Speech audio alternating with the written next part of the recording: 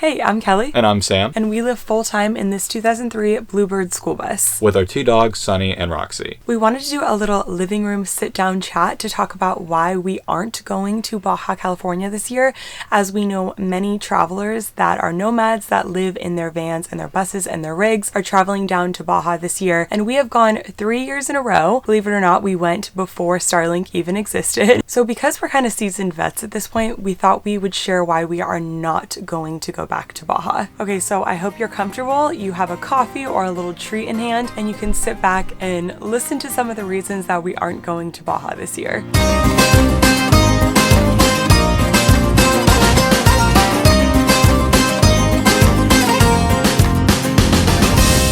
Because they might not be what you think. Here, pull out your little notepad. I do want to preface that we at no means want to offend anyone that is planning on going, that wants to go, that lives there, that's a local. We love Baja and we have so much respect for all the times that we've had there, but these are just some important reasons of why we aren't going.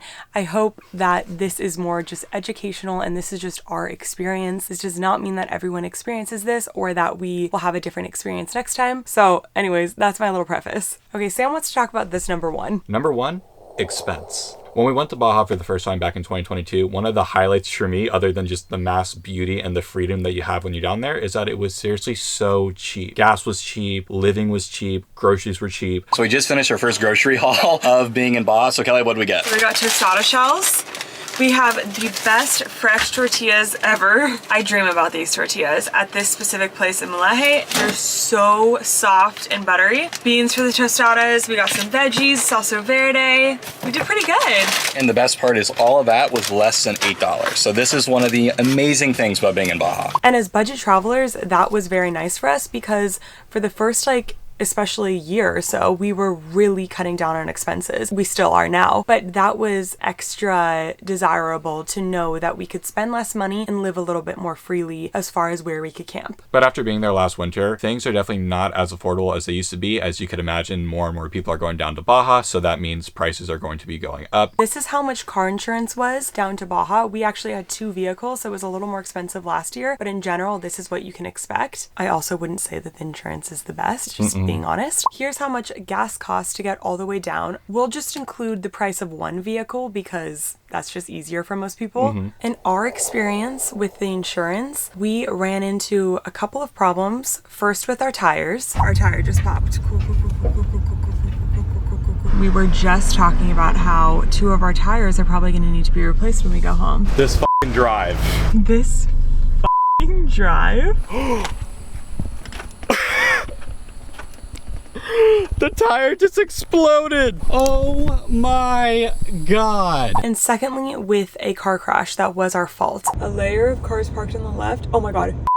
Just hit a car. I gotta pull over. Yeah, we're f***ed. And both times we didn't feel totally supported by insurance. If you saw our Leaving Baja video, you will know that we were on the phone with that insurance company for maybe 3 hours. You can wear around your neck in case of an emergency. Is this the right number?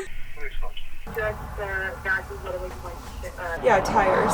Trying to get some kind of help just to fix one of our tires. And that's pretty much it, actually. We just wanted to see if it was covered or if they could have someone come out and fix our tire. It ended up being so complicated and took so much time, and we were in a dangerous area on the side of the road. And so we just had to take care of it ourselves. We even tried to get money back, and we had to go back and forth so many times, even when we were still in California, just to get 1 or 2 tires covered. And it didn't work. It didn't work. I don't even want to share what company it was because maybe it was just our personal experience, although our friends have had very similar experiences. And for example, one of the things that the insurance doesn't cover is if you camp on one of the beaches and you get stuck in the sand, you are not covered. No one is coming to help you out. Nope. Because according to their insurance policy, and this might be the case with a lot of insurance companies, is if you're going off-roading, camping on a beach would technically be off-roading, even though that's everywhere you camp in Baja, they are not going to come help you because that was your choice to go off the main road. But everywhere you camp is going to be off of the main road. road. So you will see like funny videos of people getting stuck all the time, but it is kind of scary when you're by yourself. Some of our best friends got stuck on a beach that was not far off the main road, and they were stranded for almost a full day or two, no cell service. And so that's just really scary. And it's just little things like that where you have to think ahead and just know that a lot of these things are going to be your own responsibility, whether you have the insurance or not. And it is required. You're not allowed to go into Baja or into Mexico in general without car insurance. So it is one of those things where it is an added expense no matter what you do. And for us, it didn't work. It does work for some people. Some people I'm sure it would have worked with, but in our personal experience, it was just a big waste of time and we had to call a local, and that was really quick. Yeah, it was actually way easier to just have a local company help us. I don't know what the point of the insurance is, to be totally honest. And so there's a little like mom and pop shop that is going to come out here, not tow us, just replace our tires. Thank God, that's all we needed. And hopefully next time we see you, we will have tires. This has been a very expensive drive back to the States, like painfully. $1,000 because of our car crash and to pay the police, and $900 for this tire stuff. We'll be having top ramen for quite a while. Okay, number 3 is law enforcement. And I hate to say that because I know so many people that are scared of Mexico or of Baja are like, I knew it, I told you so, it's not safe. And that's not exactly what I mean, but let me explain. Almost every year since we have gone down to Baja, we have been pulled over by the police. It's just the truth. What was supposed to be a peaceful little drive to Tecolote Beach turned into something a little more dramatic. We're getting pulled over right now. Hola. Bien, ¿y tú? Oiga, te estoy parando porque te paraste en el semáforo allá. And so many of our friends have been pulled over, almost every single one. It's almost 100% of the time not for a real reason, or they make up a lie of something that you did wrong, like a traffic violation or something along those lines, and they want you to pay in cash to pay that off. I don't want to scare anyone by saying that because it is quite possible that we will go back to Baja, but it can be really frustrating because you kind of have to explain your situation to the police, basically case by case, of whether the policeman will let you go or if you will have to pay that ticket. Obviously, the main thing that you're taught to say is, fine, I'll go to the police station, you can write me a ticket if I really did this infraction. Te voy a hacer el ticket. The car at station? Yeah, police station. Okay, I'll meet you at station. Sí, police station. Police station, see? Mañana. Mañana, tomorrow. ¿Dónde está la police station? The 1, 2, 3, 4, 5, 6, 7. Gracias. Have a good day. But they've kind of learned that tourists will say that and they don't always fall for that. Personally, we have been lucky and we've never had to pay the ticket because it always was a lie. For example, you ran a stop sign and we did not. Or you ran a stoplight or whatever, like things like that. Or you were pulled over in an area that you weren't allowed to be when it was like a parking spot, that type of thing. I would say it's kind of worth it anyways to go down there because it's possible that it won't happen to you and it's possible that you'll get out of it. And with everything that's involved and how kind the locals are, it can be worth it. But it is just something that, having experienced that 3 years in a row, has not made us super eager to experience again. Yes. In saying that, I will add that, again, if you saw our Leaving Baja video, we hit a car on a very tight street that we shouldn't have gone down, thanks Google Maps. In doing so, a law enforcement came, military personnel came, and it was a very stressful situation, and we basically were blocking the entire road with our bus. And they wouldn't let us move. And they would not let us pull over or move. And in fact, they said it was against the law to pull over and get out of the way of other people. Because of that, the police basically said, if you pay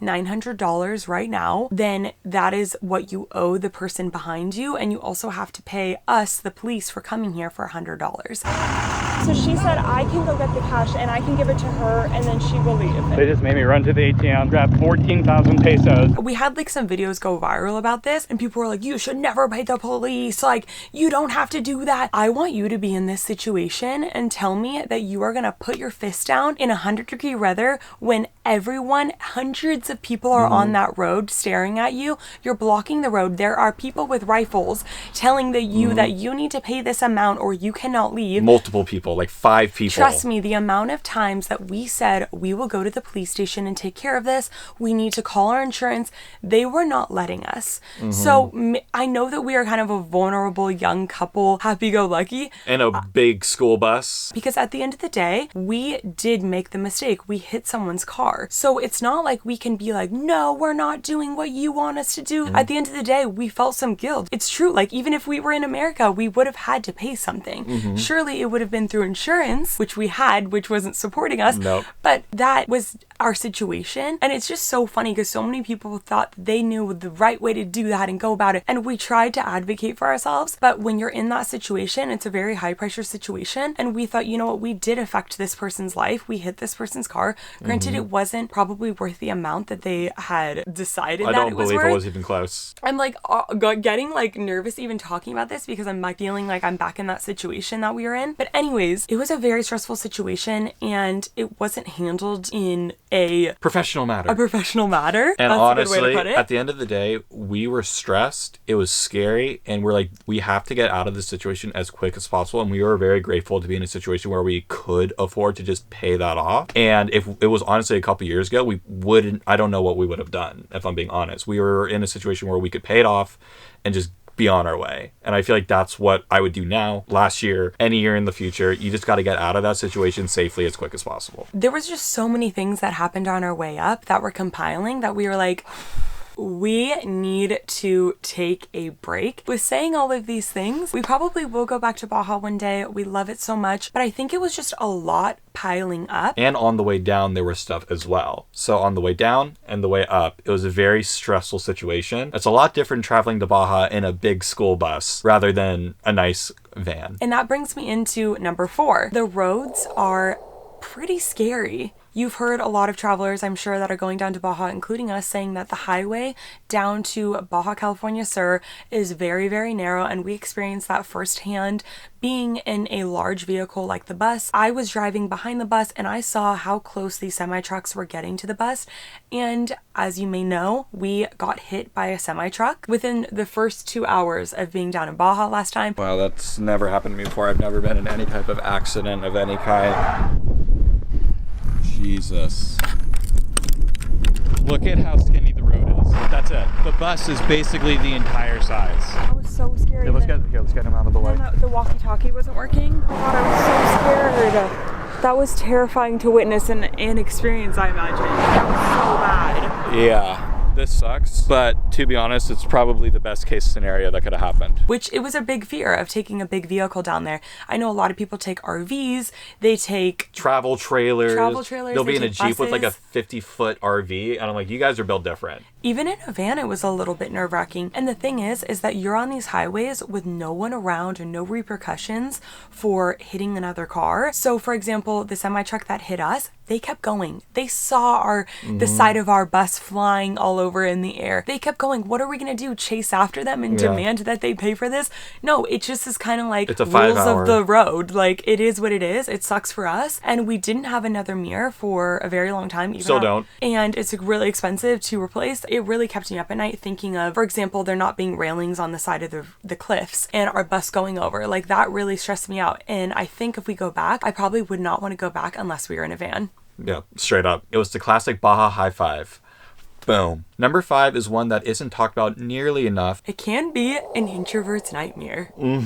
This is something, like he said, I have not heard people talk a lot about. We are very bubbly and social people, but I'll speak for myself. I'm definitely an introverted extrovert. It is a very, very social place. Unless you want to be literally so far away from anything by yourself, you're going to be surrounded by so many other travelers, which is amazing, but it can also be very exhausting. For example, on the main beaches that you will desire to camp in Baja California Sur, there can be anywhere from dozens to hundreds to thousands of other travelers in their rigs, and no one has anything else to do there except socialize. There's people that work on the road like ourselves and a lot of other people. Once that door is open, you are available to everyone and anyone, and that is starting at first thing in the morning. Especially we have dogs, so we're taking them out first thing in the morning and we are socializing. It's very much like a college atmosphere where the second you get out of your door, people are trying to come in, they are talking to you first thing in the morning, and I'm someone that needs at least a couple hours in the morning of just like peace and quiet, and that goes for like anyone around me except for Sam. He's a yapper. Yep. I can talk to him. It's just, it can be a lot, and I always felt kind of like shy about saying this aspect until I made one of my best friends in Baja who kind of shared the same sentiments as me. It was like, holy shit, like there is nowhere to escape by yourself. Nope.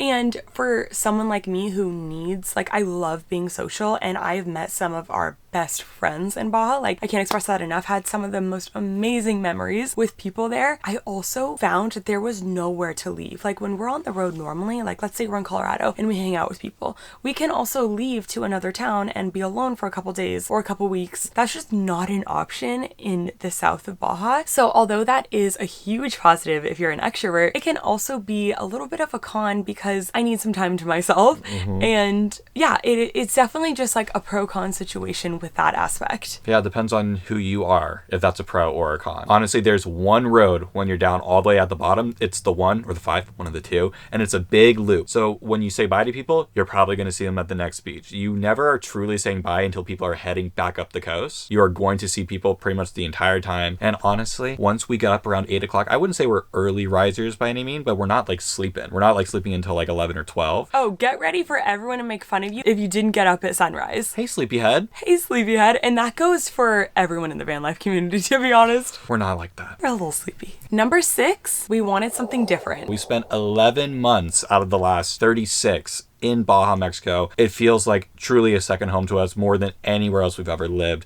I love everything about it. I love the beaches. The people are amazing. The locals are amazing. My favorite restaurants are down there. It is just such a nice, slow, relaxing way of life. But after 11 months out of the last 36, we really need something different. And after over 3.5 years on the road, we are doing it. We are going to do something different. After we left Baja in 2024, around April or May, we both looked at each other after our big craziness of driving back, and we're like, regardless of what just happened, we want to do something different next winter. We've done the same thing for 3 winters, and honestly, if you had told me at January of last year you're not going to want to go back, you're going to want to do something different, I would have said there's ain't no way. I'm obsessed with Baja, and I still am. Like he said, it's a second home for us, and I will definitely go back. Not even a thought. We are going to go back. We just need a break. We just simply need a break. That's pretty much the main point here. We just need a break. I want to do something different. Completely different. And we are going to take you along for that journey. We are planning on doing a cross-country trip in our Subaru and basically traveling all around the country, finding somewhere to set a bit of roots. To find a forever home. Well, not necessarily forever home. Maybe find a home for a year or two. We want to set roots somewhere for at least some months out of the year, maybe half the year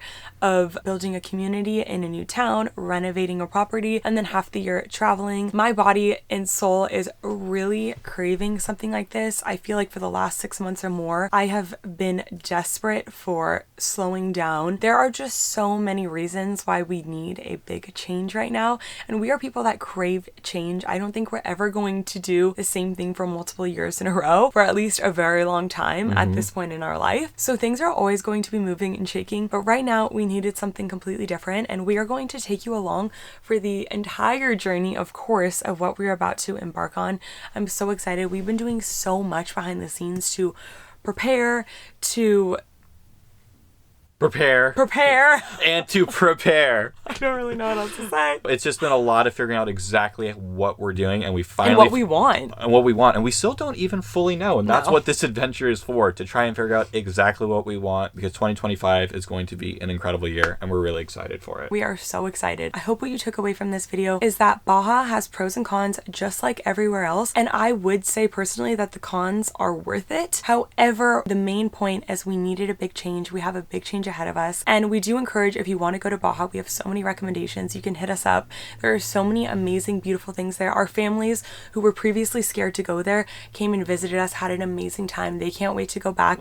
So I promise you will have a great time if you go there. But if you also want it to not go there, I completely understand that as well. Agree. Couldn't agree more. We need a little break ourselves, but we love it so much, and it has been a second home for us. But we are excited to maybe find our first home. We need a first home. If you want to watch any of our Baja videos, we probably have like over 30 or 40 over the past 3 years or with so. Amazing adventures packed in there and a ton of recommendations in there as well. It'll be in the bio below, and also, not the bio, that's the IG. It's in the description below. We have so much coming up. I can't wait to show you. Thank you so much for watching this video. If you want in-time real updates, we post every day pretty much on Instagram at Sam and Kelly's Van, and we post our videos first and special vlogs on Patreon, patreon.com/Sam and Kelly. I'll link it below. And yeah, we have a bunch of like secret videos on there that we don't share anywhere else, and that's it. Love you guys. Bye.